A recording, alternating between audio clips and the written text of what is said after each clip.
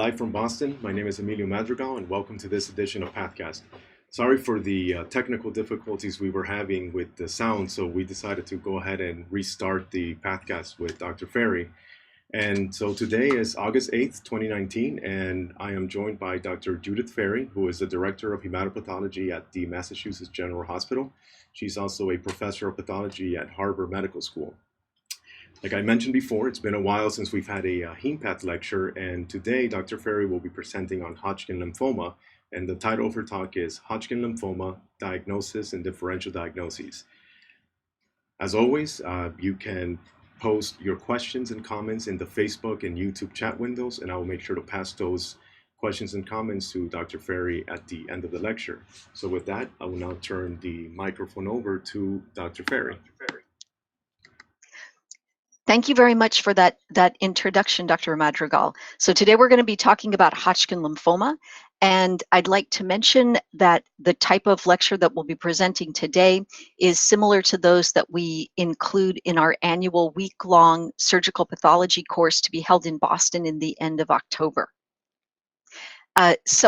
The subclassification of Hodgkin lymphoma is much simpler and more straightforward than the very lengthy subclassification of non-Hodgkin's lymphoma, and it hasn't changed much over time. So in a category by itself, there is nodular lymphocyte predominant Hodgkin lymphoma, and under the heading of classical Hodgkin lymphoma, there are nodular sclerosis, mixed cellularity, lymphocyte-rich classical, and lymphocyte-depleted types of classical Hodgkin lymphoma.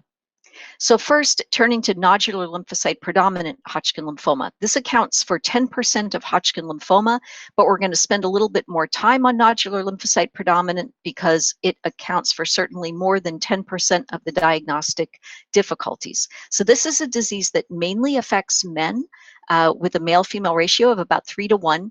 Patients are affected over a wide age range, but with a median in the 30s and 40s, and with a unimodal age distribution, in contrast to classical Hodgkin's, which has a bimodal age distribution. Patients typically have localized disease involving peripheral lymph nodes, either cervical, axillary, or inguinal groups. In the vast majority of cases, patients do not have B symptoms. Relapses are common. They may occur years after the initial episode, and they're often localized. And despite the frequency of relapses, overall, this is an indolent disease with excellent survival in most patients.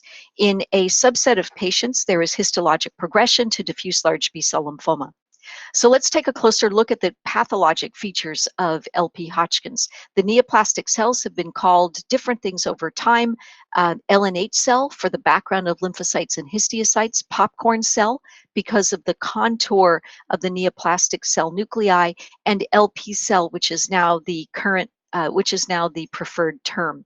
What one uncommonly sees is cells that have the morphology of really classic Reed-Sternberg cells with inclusion like red nucleoli and paranuclear halos. So the neoplastic cells of LP Hodgkin's are positive for CD20, BCL6, CD45, OCT2 transcription factor is brightly expressed, and BOB1 is also positive. In nearly all cases, tumor cells are negative for CD15, CD30, and EBV, and the normal counterpart is believed to be the centroblast of the lymphoid follicle germinal center. The reactive cells include mainly small lymphocytes and histiocytes, with follicular dendritic cells responsible for the formation of nodules, but granulocytes and plasma cells are really sparse to absent. Within nodules, the small lymphocytes are mostly small polytypic B cells. The T cells may also be present in pretty good numbers, and the CD4-CD8 ratio can be quite high. It turns out that an increased proportion of the T cells within the nodules are T follicular helper cells, which can be recognized with antibodies to PD-1 and ICOS, and they have a tendency to cluster or rosette around the LP cells. By definition, the architecture is at least partially nodular. Sclerosis is uncommon, although in long-standing cases of LP Hodgkin's, one may develop sclerosis around the periphery of nodules. Necrosis is absent, and there may be progressively transformed germinal centers in reactive lymphoid tissue at the periphery of the lymphoma. there appears to be activation of both the NF-kappa B and the JAK-STAT pathways in LP Hodgkin's, and this is likely important in the pathogenesis of the disease. So over here on the left side of your screen, you see an enlarged lymph node that is replaced by fleshy tan nodules that tend to confluence and have really obliterated the normal architecture of this enlarged lymph node. And on the right, you have the microscopic correlate with these large, ill-defined, expansile nodules molded up against one another and corresponding to the nodules you see here. And here, in a slightly higher power, you see two nodules. Note how poorly defined they are. And they can be highlighted, the nodularity can be highlighted with antibodies to follicular dendritic cells. And here we have a disrupted FDC meshwork with CD21. Now, here are three different cases of LP Hodgkin's to show some variation in the morphology of the LP cells.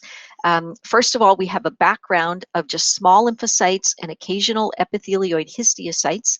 And then the neoplastic cells have either round or here irregular nuclei or somewhat lobated nuclei. Here something's trying to be a binucleated cell, and the nucleoli are prominent and eosinophilic to amphiphilic, and the chromatin has a somewhat cobwebby fibrillar appearance to it.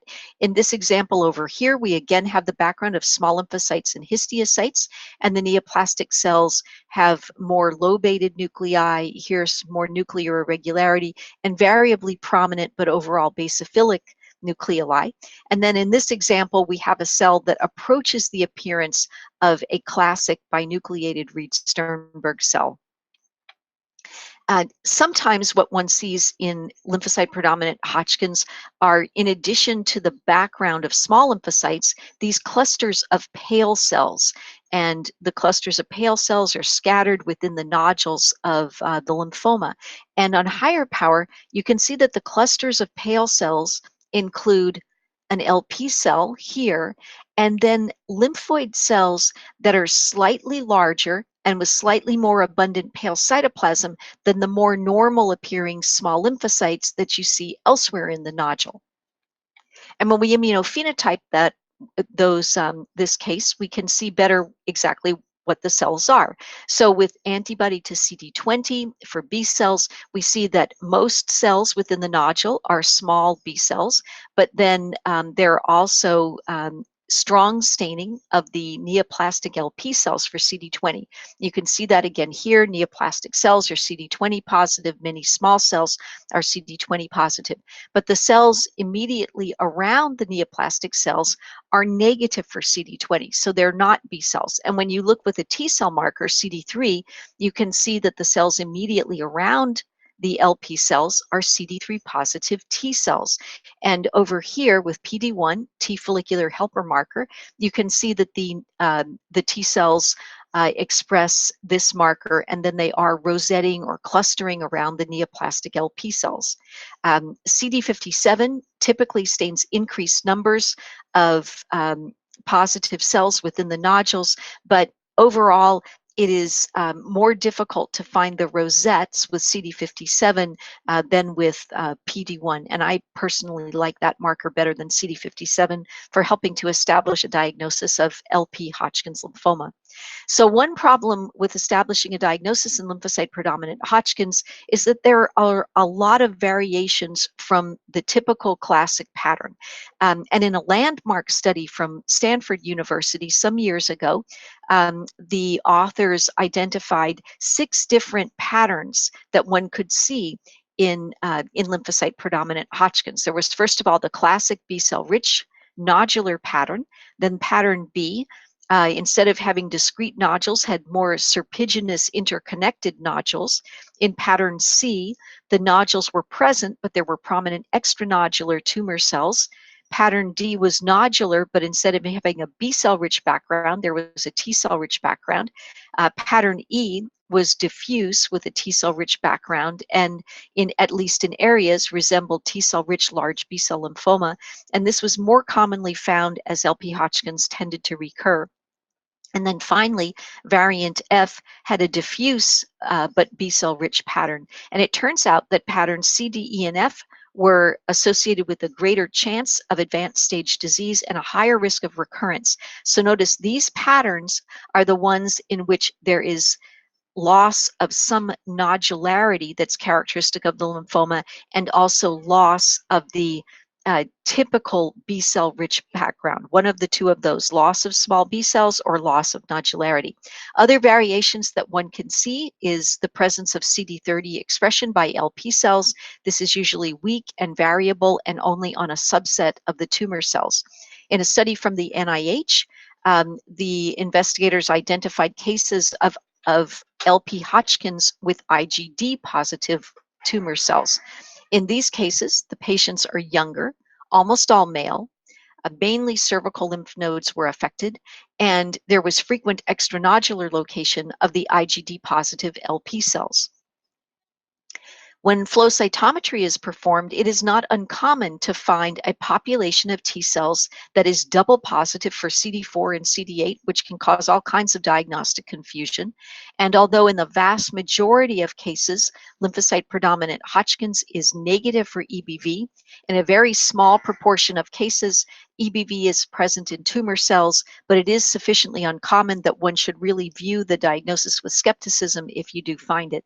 Sometimes the T cells in the background are cytologically atypical, and then in a minority of cases, there is transformation to diffuse large B-cell lymphoma. There's a greater risk of this happening when patients have advanced stage disease and when they have splenic involvement.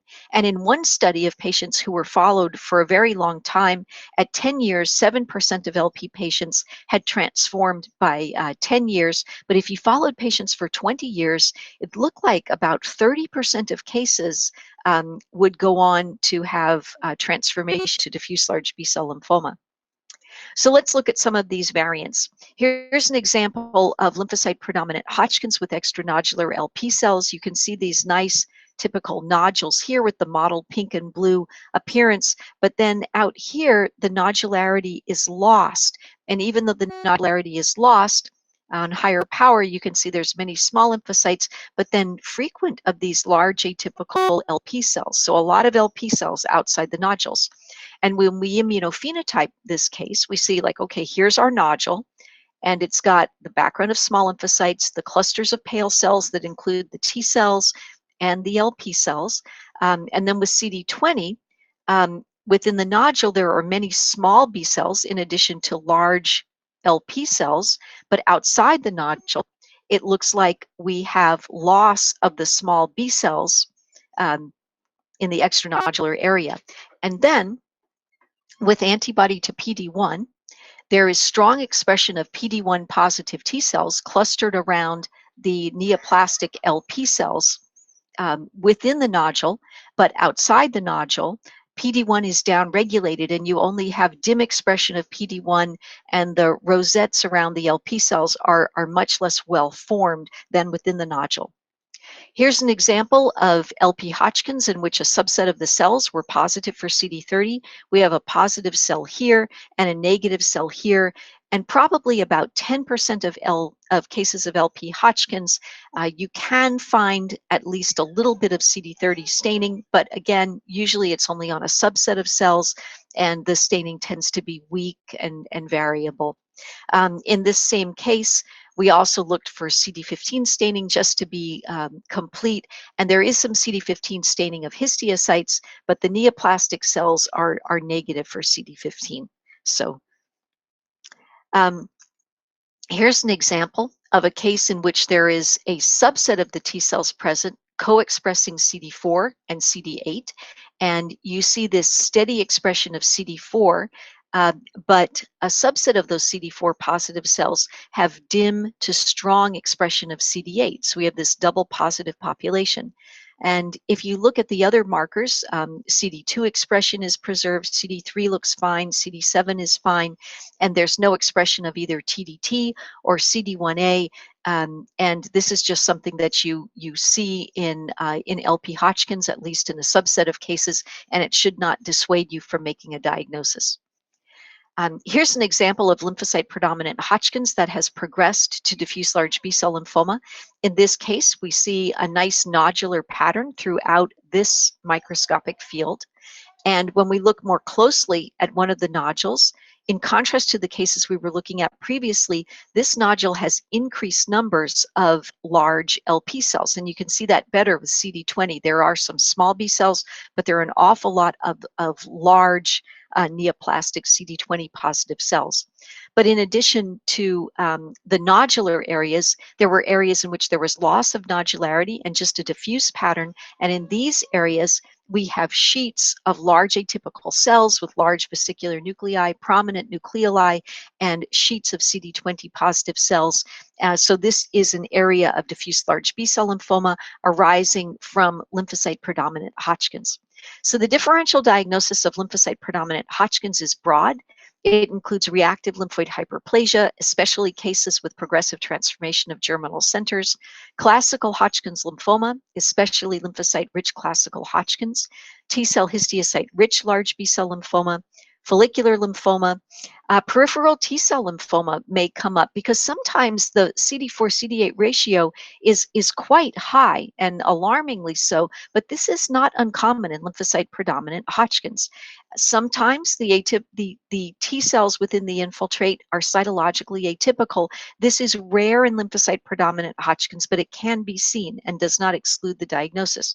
And then when one sees CD4-CD8 double positive T cells, you may wonder about the possibility of T lymphoblastic lymphoma, but again, it's only a subset of the T cells. There's no staining for CD1 or TDT, and so it's not lymphoblastic lymphoma. This is just something you can see in LP Hodgkin's. So let's look at some of these entities in the differential diagnosis. Here is a follicle showing progressive transformation of a germinal center. There's an enlarged follicle here, there's a germinal center, and mantle zone type lymphocytes are infiltrating from the periphery and then into the germinal center and replacing it. And you can see higher power here, germinal center here, and the small lymphocytes are infiltrating the germinal center.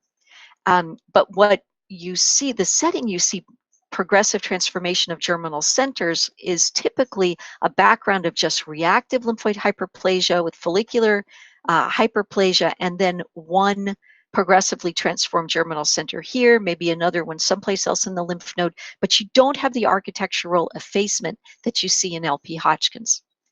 Let's continue with the differential diagnosis. So just to recap, LP Hodgkin's is characterized by small cells that include polytypic B cells, T cells with a high CD4-CD8 ratio, which may co-express CD57, PD1, or ICOS. The tumor cells are LP cells that are positive for CD20 and BCL6, and the pattern is at least always partially nodular. It may have diffuse areas. T-cell histiocyte-rich large B-cell lymphoma has a background that's almost exclusively T cells, and often there's an excess of CD8 positive, TIA1 positive cytotoxic cells, and small B cells are quite rare. The neoplastic cells overlap quite a bit with those that you can see in LP Hodgkin's, and the pattern is at least entirely diffuse by definition. And please note that on small biopsies, it may be completely impossible to tell diffuse area of lymphocyte-predominant Hodgkin's from T-cell histiocyte-rich large B-cell lymphoma. That's a distinction that you really need a decent-sized piece of tissue, if not a nodal excision. But with that restriction, let's look at this case of T-cell histiocyte-rich large B-cell lymphoma that was involving the liver. And you can see in this portal area, there's an aggregate of small lymphocytes and histiocytes, and then scattered large atypical cells. This one's multilobated. And you can see a multilobated cell here with this amphiphilic nucleolus, and another one here with a lobated nucleus. And on immunophenotyping, you see more of a classic picture for T-cell histiocyte-rich large B-cell lymphoma. The tumor cells are positive for CD20, negative for CD30, and positive for BCL6. And among the small cells, please note that there are very few small B cells, but there is a marked preponderance of small T cells within the background population. The differential diagnosis may also include follicular lymphoma. As far as pattern, both of them are nodular or follicular, but the nodules, if anything, are perhaps even more ill-defined than are the neoplastic follicles of follicular lymphoma, and they tend to be larger than neoplastic follicles. The small cells in LP Hodgkin's are CD10 negative, BCL6 negative small B cells that are polytypic if you have flow cytometry, and T cells forming rosettes.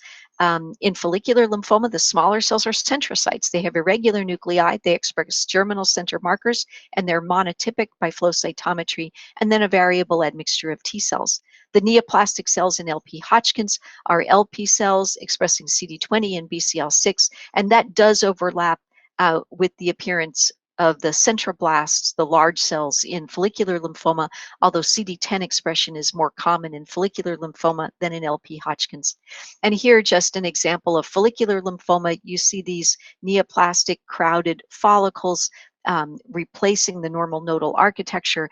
And note that the cells in the background are more irregular, this more jagged nuclear contours than is typical of the small cells in LP Hodgkin's. And then here we do have a few large lymphoid cells, which out of context, I suppose, could resemble LP cells, but the background population really bails you out.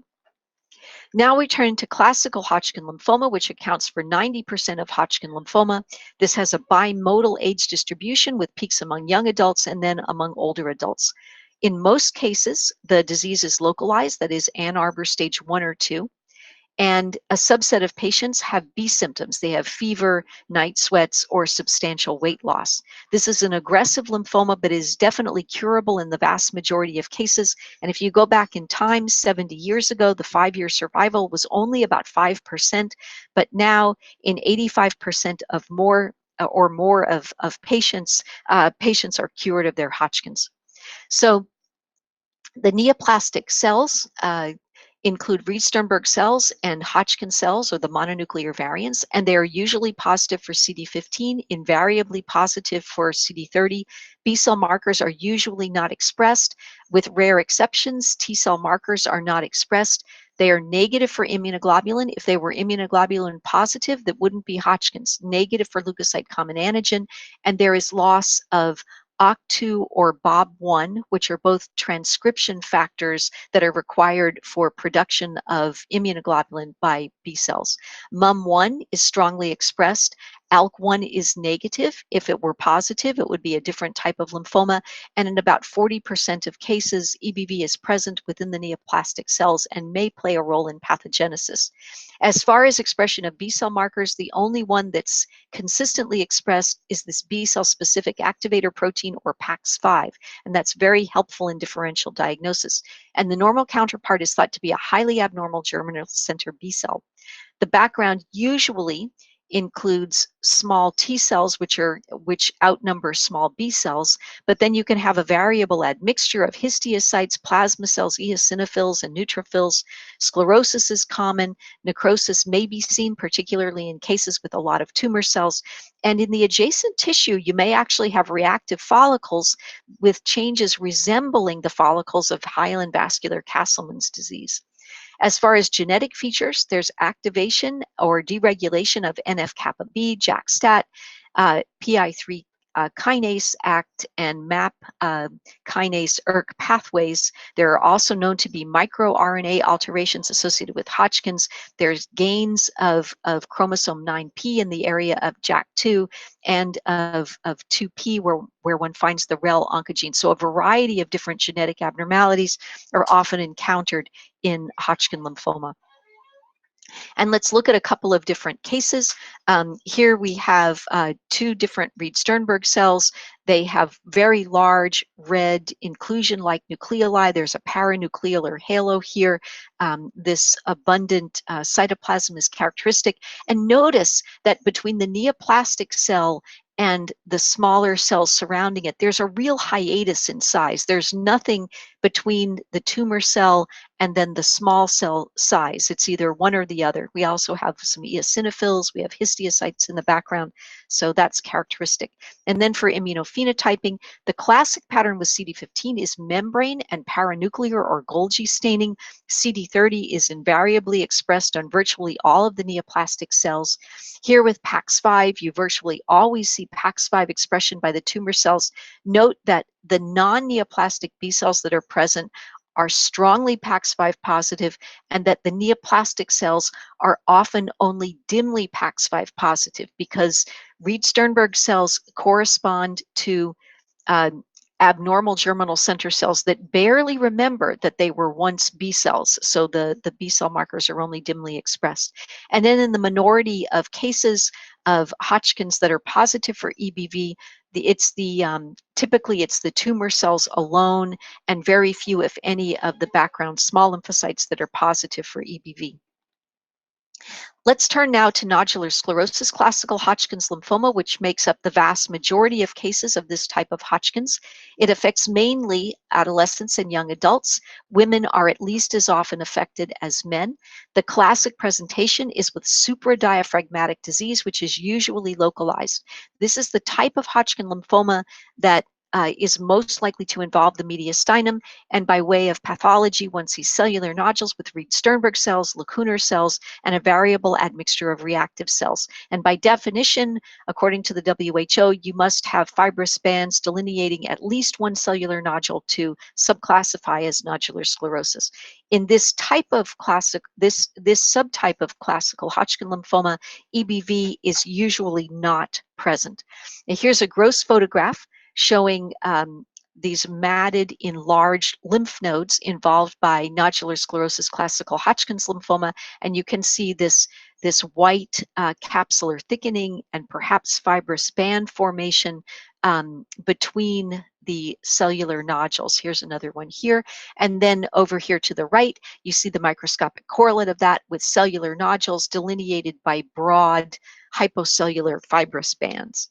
The neoplastic cells in nodular sclerosis typically include the lacunar cell variant of Reed-Sternberg cells, in which one sees lymphoid cells which are large but have very lobated nuclei and smaller nucleoli than in classic Reed-Sternberg cells, and then this characteristic cytoplasmic retraction, which you see in formalin-fixed tissue, creating a small lake or a lacune around the nucleus of the neoplastic cell.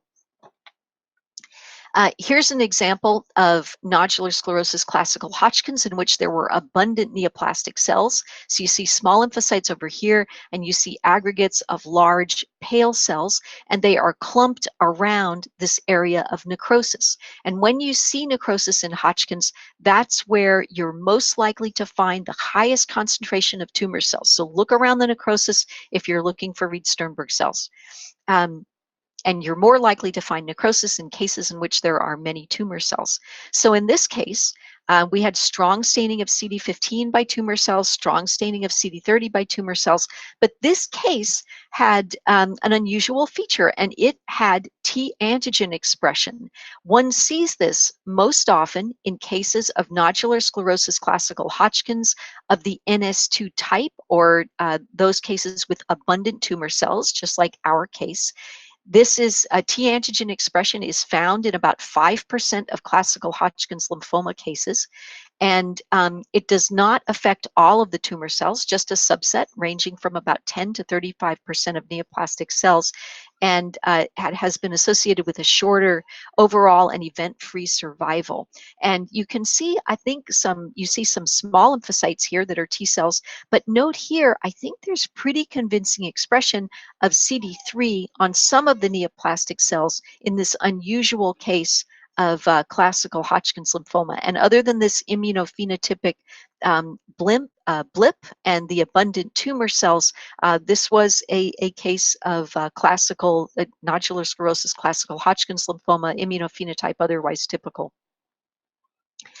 An important entity in the differential diagnosis of nodular sclerosis is primary mediastinal large B-cell lymphoma, so I'd like to spend some time on that. This was first recognized as an entity in the 1980s. Patients are mostly between the ages of 20 and 50, with the median age ranging from the 30s to the 40s in most series, and there is a slight female preponderance. Patients come in with dyspnea, superior vena cava syndrome, chest pain, cough. They're almost all severely symptomatic at the time of presentation. This is a locally invasive lymphoma, but it's usually confined to the thoracic cavity at the time of presentation. When the lymphoma fails, it can be local failure, it can be to distant extranodal sites, often sites that are a little bit unusual for spread, including the ovary, the central nervous system, the kidney, the adrenal. And almost all of the failures occur within 2 years of completing therapy. So if patients can make it 2 years after therapy, there's a good chance that they're cured. So this is a moderately aggressive lymphoma, but it is certainly potentially curable. But it's one of those where you can't make any mistakes, or it seems like then there's a good chance that things will go bad.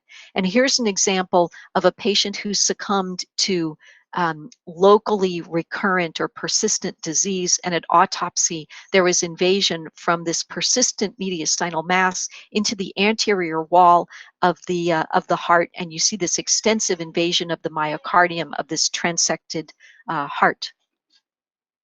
Pathologic features of mediastinal large B-cell lymphoma include a diffuse infiltrate of large atypical lymphoid cells with oval or lobated nuclei. Cytoplasm is pale, and you may even find admixed cells that resemble Reed-Sternberg cells.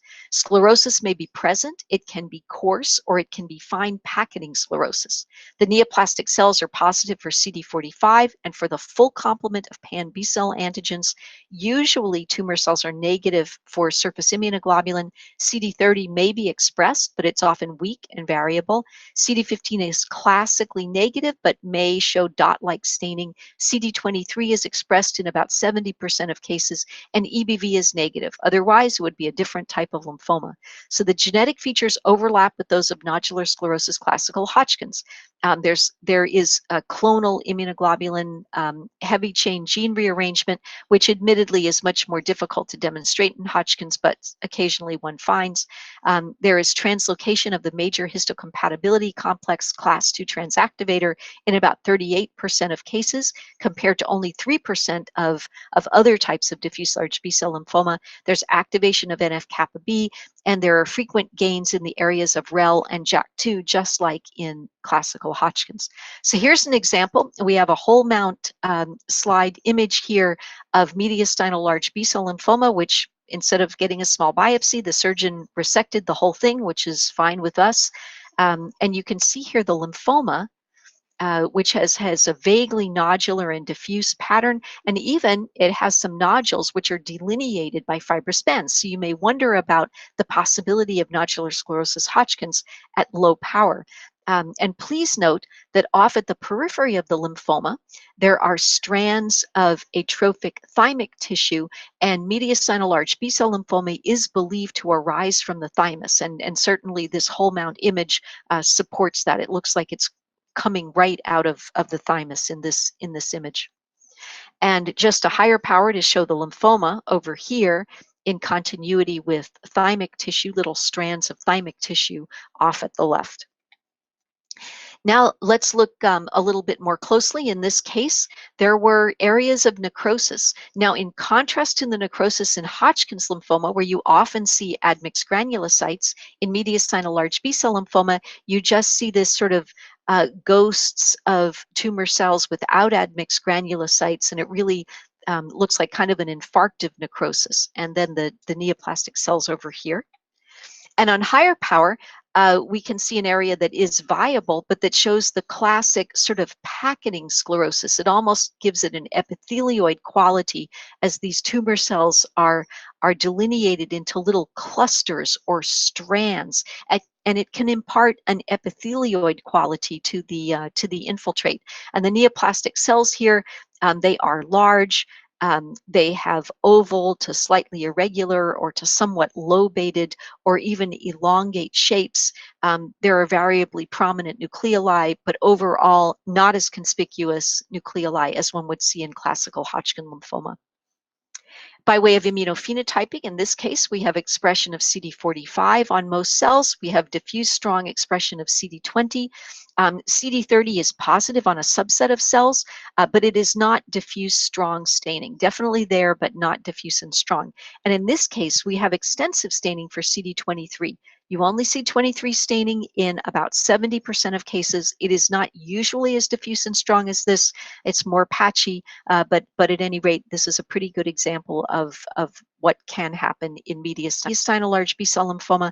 But if you look carefully in a subset of cases, you do get this dot-like paranuclear staining in the tumor cells in a minority of cases of mediastinal large B-cell lymphoma. So there are some common features between mediastinal nodular sclerosis classical Hodgkin's and mediastinal large B-cell lymphoma. They're mostly young adults with a slight female preponderance. They both originate from B cells. They are both usually immunoglobulin negative. Both may have CD30 expression. One may see occasional cells resembling Reed-Sternberg-like cells in some mediastinal large B-cell lymphoma. Both are characterized by sclerosis. They have similar gene expression profiles, and they both have activation of NF-kappa B and JAK-STAT. And then in both cases, there can be translocations involving the class II transactivator gene. But there are differences between these two lymphomas, and these are worth mentioning. So first of all, nodular sclerosis Hodgkin's has a higher proportion on average of reactive cells, and eosinophils are common. The neoplastic cells are lacunar cells and diagnostic Reed-Sternberg cells. Fibrosis is typically in the form of fibrous bands. The necrosis may have granulocytes, including neutrophils, and the neoplastic cells have the immunophenotype that we've discussed previously, with 15 usually expressed and CD20 typically negative, and without CD45 and either OCT2 or BOB1. And if one does PCR, whole section PCR, usually one cannot detect clonal rearrangement of IGH. And it's much less common for patients with Hodgkin's lymphoma to come in with superior vena cava syndrome than it is for patients with mediastinal large B-cell. And mediastinal large B-cell lymphoma has fewer reactive cells overall. In general, granulocytes are uncommon. Neoplastic cells are oval or lobated cells with pale cytoplasm. Packeting sclerosis is more common. Granulocytes are absent from the necrosis, and there's diffuse strong staining for CD20 and other B-cell markers and for CD45. CD30 is kind of variably expressed. OCT2 and BOB1 are both strongly expressed, and CD23 is often expressed. And usually one can demonstrate clonal rearrangement of IGH. Superior vena cava syndrome is common at presentation. So with so many common features, it's not surprising that there may be the occasional case that falls somewhere in a gray zone in between. And the WHO has defined this B-cell lymphoma unclassifiable, with features intermediate between diffuse large B-cell lymphoma and classical Hodgkin's lymphoma. And the mediastinum is the most common site for these so-called gray zone lymphomas. I wish the name of the disease was shorter, but so we use gray zone for short an awful lot of the time. So by definition, these are cases that are difficult to subclassify. They have intermediate features. So typical features, there are sheets, there are many pleomorphic tumor cells, there may be fibrous bands. There have to be a lot of tumor cells. If there's only scattered cells, it does not qualify as gray zone lymphoma. And the neoplastic cells immunophenotype can vary somewhat from case to case. You may have CD45 and CD30 and CD15 and B-cell markers. ALK is negative. If it's ALK positive, it's an ALK positive lymphoma. It's out of this category. Similarly, immunoglobulin, it's not a gray zone lymphoma. It is a non-Hodgkin's lymphoma if it can make and express immunoglobulin. And EBV is negative. If EBV is positive, we would put it into the category of EBV positive diffuse large B-cell lymphoma, NOS, most likely. So examples of mediastinal gray zone lymphoma include those where the morphology is more like mediastinal large B-cell lymphoma, but the immunophenotype is more like Hodgkin's, or conversely, the lymphoma looks more like Hodgkin's, but stains more like mediastinal large B-cell, or cases in which both the morphology and the immunophenotype are kind of in between. And there are related phenomena. There are rare patients who develop composite lymphomas with zones of Hodgkin's and separate zones of diffuse large B-cell lymphoma. And similarly, rare patients have Hodgkin's in one site and diffuse large B-cell lymphoma in another, either synchronously or metachronously. So let's look at this example. A 27-year-old woman came in with a large mediastinal mass and widespread disease. A cervical lymph node was biopsied. And you can see that the normal nodal architecture is completely obliterated. There are both small and large foci of necrosis. And looking at higher power, we can look at this area of necrosis, and it looks like there's a lot of this sort of dirty necrosis with apoptotic debris, and it looks like we have both eosinophils and neutrophils within the necrosis, so a little bit more like Hodgkin's. And then we have sheets of tumor cells over here in the viable areas, and there are numerous eosinophils admixed. So sheets of tumor cells more like non-Hodgkin's, but admixed eosinophils more like Hodgkin's, and then eosinophils within the necrosis is also more like Hodgkin's. When we look more closely at the tumor cells, though, they're certainly large and atypical and pleomorphic, but they don't somehow look perfect for classic Reed-Sternberg cells, a little bit more pleomorphic than the average diffuse large B-cell lymphoma, but not really that classic Reed-Sternberg look with the inclusion-like nucleoli and paranuclear halos. And then on immunophenotyping, some, but not all of the tumor cells are positive for CD45. CD30 is diffuse and strong. CD15 is mostly negative, but it looks like we might have a couple of tumor cells that have at least some paranuclear staining for CD15. So that's kind of intermediate between the two possibilities. But then we look at B-cell markers, they're actually pretty strongly expressed. It looks like CD20 stains almost all of the tumor cells, CD79A stains almost all of the tumor cells, and PAX5 stains almost all of the tumor cells, and more strongly than you would expect to see in classical Hodgkin's. Additional markers showed no staining of the tumor cells for T-cell markers or for ALK or for EBER. BOB1 was positive, OCT2 was partially expressed. So we have features that are somewhere in between, both histologically and immunophenotypically in this case, and it's just really hard to fall either on the side of diffuse large B-cell or classical Hodgkin's lymphoma. So better to let the clinicians know that this is an unusual case so that they can tailor therapy appropriately. And we made a diagnosis of B-cell lymphoma with features intermediate between DLBCL and classical Hodgkin's, or so-called gray zone lymphoma. Now let's turn to mixed cellularity classical Hodgkin's lymphoma.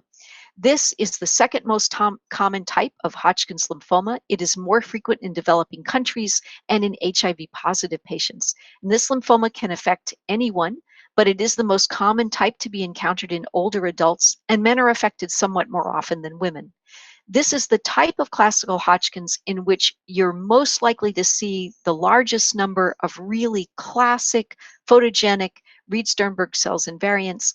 And while there may be irregular or interstitial fibrosis, by definition, there is not fibrous band formation. Otherwise, it would be nodular sclerosis. But it is common to have irregular fibrosis and mixed cellularity. This is also the type of Hodgkin's most strongly associated with Epstein-Barr virus, with the majority of cases with tumor cells positive for EBV. So let's look at this example. We have a reactive follicle holding on for dear life here, but much of the rest of the lymph node is replaced by this mottled pink and blue proliferation of lymphocytes and histiocytes. And even at low power, you can see scattered large atypical cells. And you can see the nucleoli, I think, there if you have a pretty good monitor.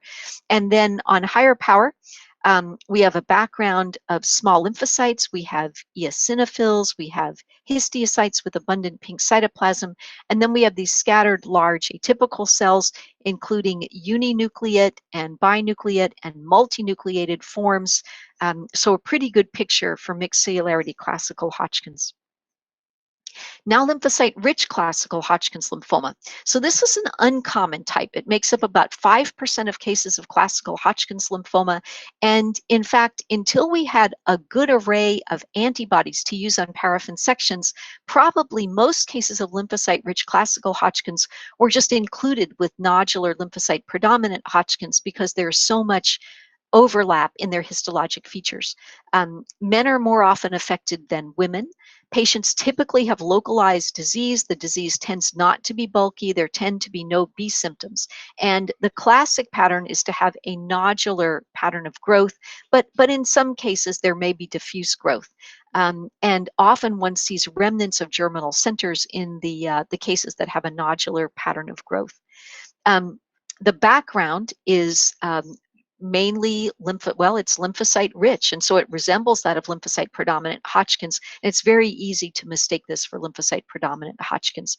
And the prognosis, of course, going along with the localized disease, lack of bulky disease, lack of B symptoms, the prognosis seems to be better than that for classical Hodgkin's lymphoma in general, and really both pathologically and clinically, in a sense, lymphocyte-rich classical Hodgkin's seems to be kind of an intermediate category between other types of classical Hodgkin's lymphoma and nodular lymphocyte-predominant Hodgkin's.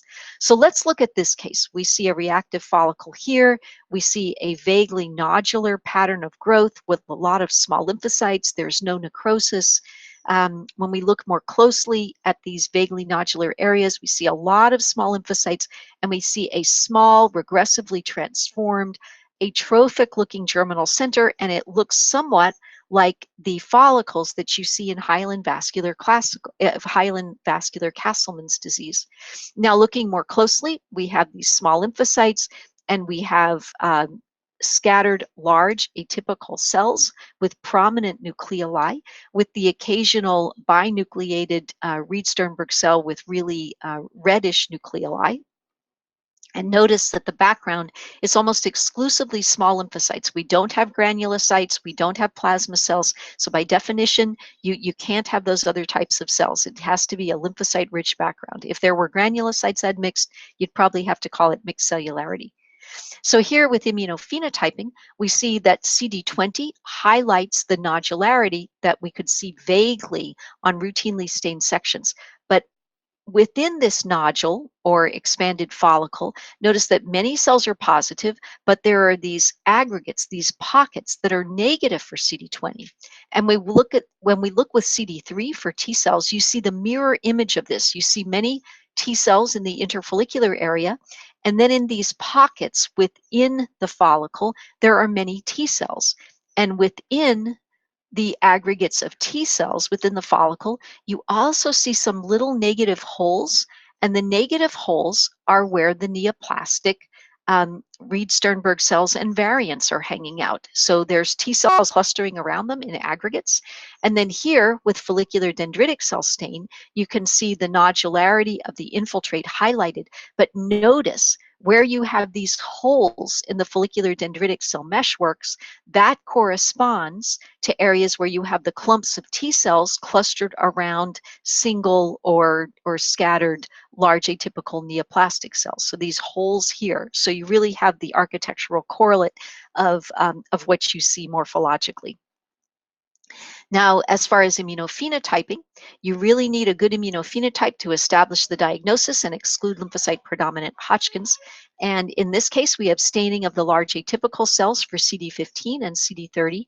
And notice that in this case, with CD20, there is some dim staining of a couple of the tumor cells for CD20, and that's okay. There are some other ones, some other tumor cells that are negative for CD20. It is okay to have a little bit of dim variable staining for CD20 on neoplastic cells if otherwise the lymphoma looks like classical Hodgkin's lymphoma. And here MUM1, which is an excellent marker, not specific, but an excellent sensitive marker for Reed-Sternberg cells and variants in classical Hodgkin's lymphoma, does highlight the atypical cells.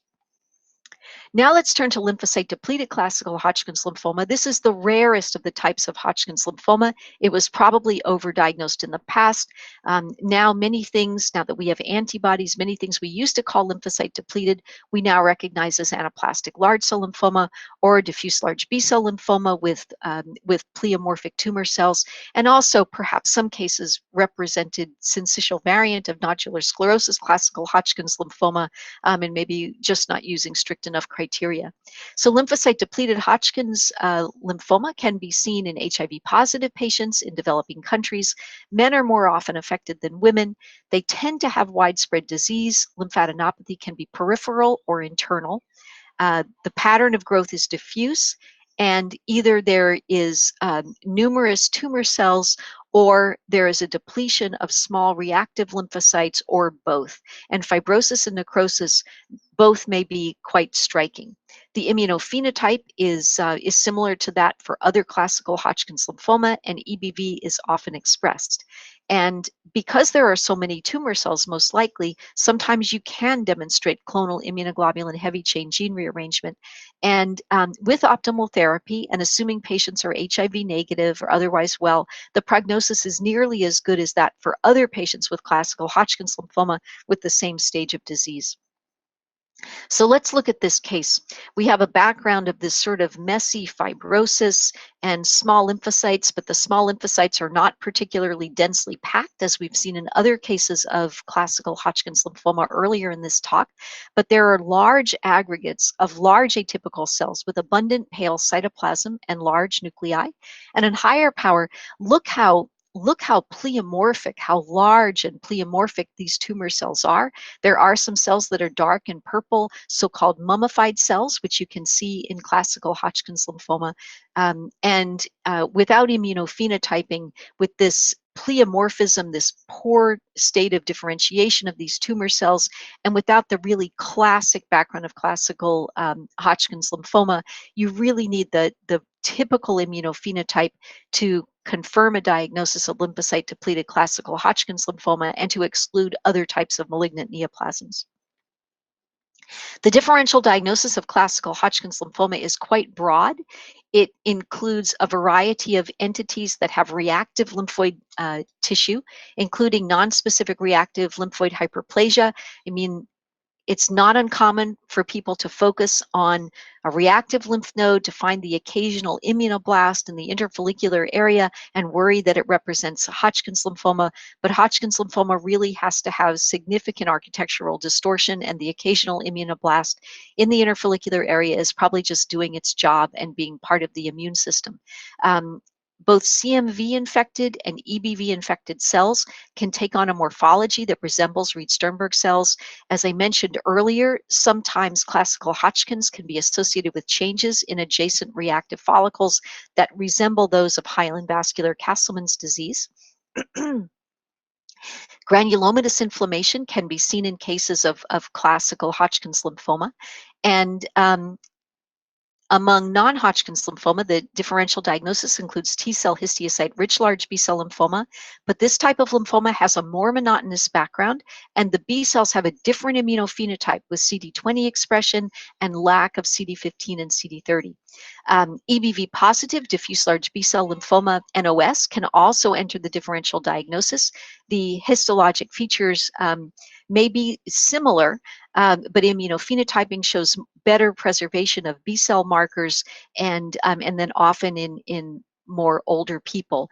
In the prior edition of the WHO classification, this type of lymphoma was called EBV positive DLBCL of the elderly. However, in the text of that section of the WHO, it gave the cutoff for being elderly as age 50. And some individuals who were associated with writing the WHO felt uncomfortable at the designation of elderly being over age 50.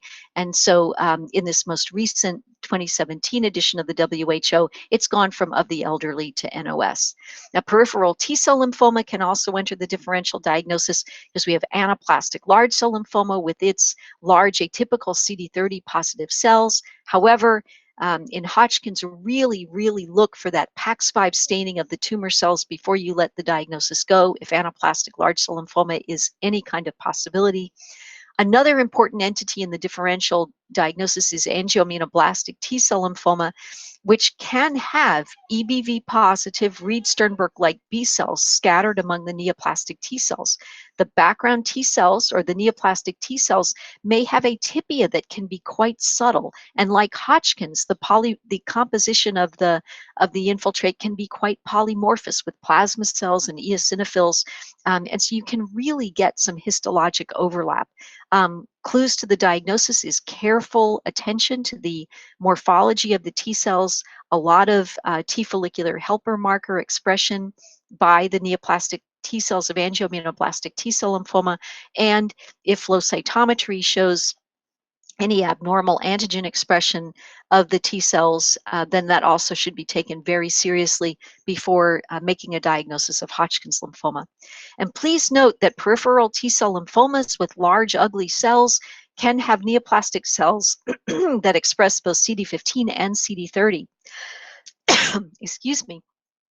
And it turns out that when CD30 positive, primary cutaneous CD30 positive T cell lymphoproliferative disorders are present for a long time in the skin, and then they eventually spread to lymph nodes, the appearance can really closely resemble that of classical Hodgkin's lymphoma in a lymph node. And then there's CD30 expression by these large atypical cells. So this is another instance where you really have to be sure that PAX5 is expressed by the neoplastic cells before you call it Hodgkin's, not to mention knowing the history and knowing that the patient has had a long-standing history of rash before developing lymphadenopathy. When there are many large atypical cells, non-lymphoid malignancies can even enter the differential diagnosis. So here's a case of tonsil affected by infectious mononucleosis, and there are EBV infected cells here. This one has kind of a wreath-like configuration of nuclei, and here's a binucleated cell that looks something like a Reed-Sternberg cell. But notice the background, and that's what helps you with the establishing a diagnosis, lets you know this is not Hodgkin's lymphoma, because instead of having this hiatus with big tumor cells and little reactive cells, there's a whole range of cells of a variety of sizes. And not only that, you don't have the eosinophils and other granulocytes that you often see in classical Hodgkin's lymphoma. So it's not only the cells, it's not only the possible tumor cells, it's also the background reactive population that helps you establish the correct diagnosis. Now look at this case. This was a case of CMV lymphadenitis. And look at this huge nucleus with this huge structure here, which looks like an inclusion-like red nucleolus with a paranuclear halo in a nucleus which is quite vesicular. But in contrast to classical Hodgkin's lymphoma, this in fact is not an inclusion-like nucleolus. It is actually just a nuclear inclusion. And CMV infected cells can look so much like Reed-Sternberg cells. In this case, clue to the diagnosis is that in addition to the nuclear changes, there are numerous granular cytoplasmic inclusions of CMV. So classic appearance of CMV infected cell, and can really closely mimic Hodgkin's. And then to establish a diagnosis, you just do a CMV stain and you see that strong staining, and that will tell you that it is not, in fact, Hodgkin's lymphoma. Now let's look at this case. This was a patient, a 50-year-old male, and he'd been going around with bulky lymphadenopathy for 3 years. He'd had a prior biopsy, but it had just shown polyclonal plasma cells. So let's look at the low power of this lymph node. And overall, you look at it, and there are many reactive follicles. The architecture does not look obliterated. The interfollicular area looks a little monotonous, and there are these kind of peculiar looking pale zones, which we'll want to take a closer look at. But let's look now at medium power, and here are these evenly distributed reactive follicles, no problem there, but a little bit more monotonous interfollicular area. And when you look in that interfollicular area, there are sheets of plasma cells, unusually abundant plasma cells in the interfollicular area. So now let's look more closely, and perhaps even there were the occasional follicles that had small involuted germinal centers that were reminiscent of those that you see in Castleman's disease. And putting together the follicular changes and the sheets of plasma cells, the possibility of plasma cell Castleman's disease was raised. And indeed, here's MUM1. MUM1 is staining all of those interfollicular plasma cells. There's just sheets of them, so many. And when you stain with immunoglobulin, we have numerous kappa-positive plasma cells, numerous lambda-positive plasma cells. So the plasma cells are not the problem. They are polytypic, but The answer was elsewhere in the lymph node. So if we go back, there were these paler patches adjacent to some of the follicles that had more of a mottled look and had clusters of histiocytes. And if you look more closely in them, there were cells that you really couldn't get past and ignore. There's these large atypical cells with very large nuclei, and then the occasional really beautiful diagnostic looking Reed Sternberg cell with the classic binucleated owl-like nuclei with very prominent inclusion-like nucleoli. And on immunophenotyping, these neoplastic cells were positive for CD30, and they otherwise fulfilled criteria for Reed Sternberg cells. So this is an example of classical Hodgkin's lymphoma inducing in the surrounding lymphoid tissue changes that were really suspicious for plasma cell Castleman's disease. So it just shows you, if you think you have a case of Castleman's disease, you really have to look carefully in every single microscopic field of the biopsy to be sure that there aren't Reed Sternberg cells lurking there, and that's your real diagnosis. And that concludes this talk. And if you've found this lecture useful, you may be interested in looking into and possibly attending our surgical pathology course, which will take place in Boston in the end of October. And here's information for registration should that be of interest to you. And I thank you all for your very kind attention during this talk.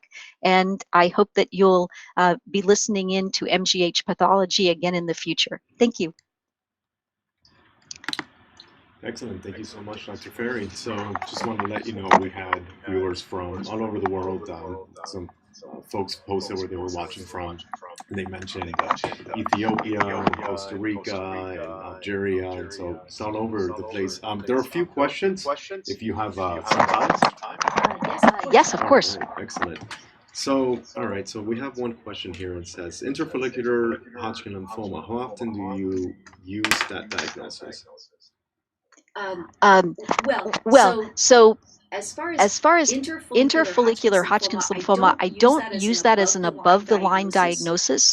Actually, I need some water. I've been talking too much. So I don't use that as an above-the-line diagnosis. I would try to give a WHO subclassification rather than just saying interfollicular Hodgkin's. In the microscopic description, I may say that there's an interfollicular pattern of involvement, and just give the microscopic features. But as far as using the diagnosis above the line, I don't really use that. I would say that occasionally, if the lymph node is only partially involved by Hodgkin's lymphoma, it may be difficult or impossible to assign a WHO subtype, and perhaps just as sort of a descriptive in the note, you may say that this Hodgkin's lymphoma has an interfollicular pattern of involvement, and because the node is partially involved, it can't be further subclassified. Okay, excellent. There's another comment here, and so it says, I have a case of reverse transformation. Patient has diffuse large B-cell lymphoma in 2005. Last year, they developed NLPHL. And the WHO has written that it can happen rarely. How come this is the case? Okay, so it is true that there are patients who have diffuse large B-cell lymphoma, and later on they're found to have lymphocyte-predominant Hodgkin's. And what may have happened is patients can have lymphocyte-predominant Hodgkin's for a long time and not really know about it because it tends to be an indolent disease, tends not to bother people, and if it's not in a peripheral lymph node where you can see it, it might be overlooked. And what may be happening in those cases is the patients actually had LP Hodgkin's before they had diffuse large B-cell lymphoma, and the diffuse large B-cell lymphoma may represent large cell transformation from the LP Hodgkin's, which just hadn't been previously recognized. Excellent. All right. Well, that looks like that's all the questions that I can see right now. And again, we had viewers from all over the world. As someone just mentioned, excellent video. Thank you for this. Thank you from the Philippines. So again, thank you so much, Dr. Nice. Ferry, and thanks to everyone that joined today. As always, you can follow us on Facebook and YouTube just by visiting Pathcast, and our website is pathologycast.com. All right. Thank you.